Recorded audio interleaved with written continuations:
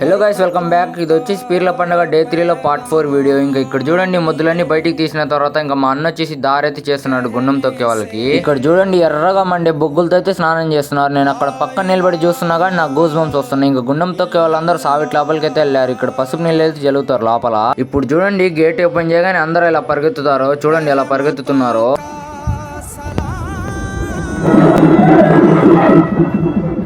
Road దగ్గరికి వెళ్ళి స్నానం చేసి అయితే వచ్చేసారు గుండం తొక్కడానికి. మీరు ఈ సంవత్సరం గుండం తొక్కారో లేదో కామెంట్ చేయండి. నేనైతే కొంచెం ప్రాబ్లం వల్ల ఈ సంవత్సరం అయితే తొక్కలేదు. వచ్చే సంవత్సరం తొక్కుదామని అనుకుంటున్నాను.